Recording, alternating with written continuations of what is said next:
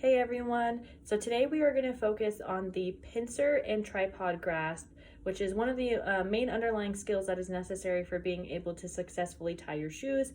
Again, because you have to pick up the aglets with that pincer or tripod grasp and to be able to pinch the loops or the ears, and also just being able to manipulate the laces between your fingers using those little fine movements. So today is going to be more so advice on the types of tools and the materials that you can use to be able to build those little underlying skills, as well as some little techniques and approaches to implement into those activities. So I won't get specific with like certain themes of activities, but it is going to be kind of the framework for all the different types of activities that use that specific approach to build those skills.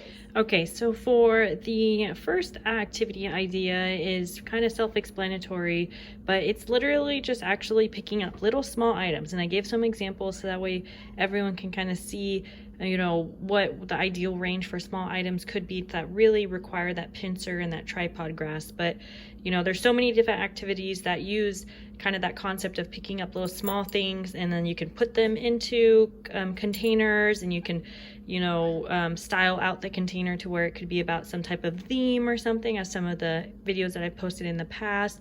But literally, you know, just picking up the little small items with that pincer grasp and putting them into something, or just, you know, setting them aside to sort them. That is the very first way to be able to work on that pincer and that tripod grasp.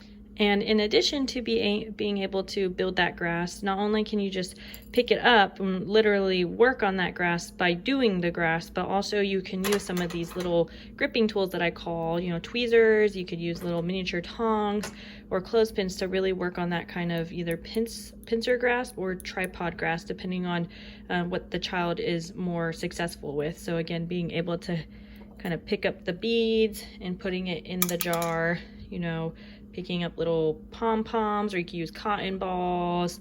The buttons might be a little bit harder, but it really does kind of force your fingers to go into that pincer or tripod grasp, and the same with the clothespin. So really pinching the clothespin with that pincer grasp, picking it up, closing it, and you can do the same with the tripod. And more so with the tweezers, you might want to use more of that tripod, depending on how much resistance the tweezer has. And I will emphasize one more thing when kind of doing these types of activities where you're using the gripping tools, or say you're just practicing using only that pincer or tripod grasp, picking up alone. If they're still having that tendency to want to use that whole entire, like all four fingers or that fisted grasp, what you can do is you can put something for the kiddo to hold in these last two fingers. So you can, you know, right now I'm just going to use a pom-pom.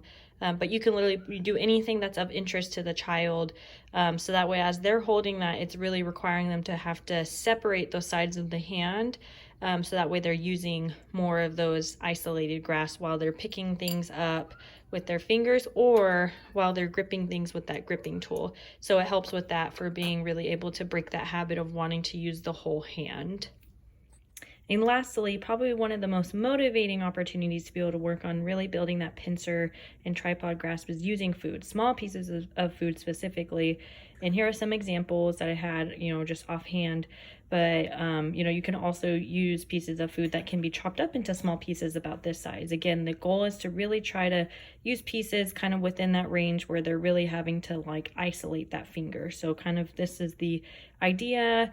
And, you know, marshmallows, having them pick them up, dried cereal, crackers, and then, you know, we'll pretend that these, if those were cooked beans, you know, they could definitely dig into their food, you know, eat them bean by bean. You know, other examples can be, you know, chopped up fruit and veggies, or, you know, seeds and nuts and everything like that, if the child isn't allergic. And, you know, the goal again is that, you know, this is also something that's very contextual for the child, because they're eating food frequently throughout the day. So really challenging them to like actually use those two fingers to try to pick up their food, as opposed to doing that kind of brushing, which is, you know, you just have to think about the developmental ages of when it's okay for them to keep practicing brushing, but as they get older, really try to help them, you know, try to pick up the food one by one. Alrighty everyone, those were just a few activity ideas to help again build that pincer or tripod grasp to get them out of that more habit of using their whole hand. You can use the actual grasp itself through little picking up small items in games and using little small pieces of food when eating meals, or even kind of just as part of a game, that they collect these little small pieces of food to put into a bag for them to eat later.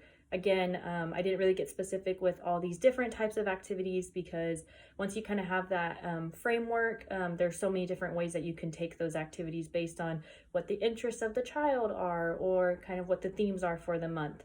And the other thing too that I want to emphasize is really trying to maybe use that technique of having them hold something in those last two fingers. I always tell the kiddo, like, okay, keep it safe.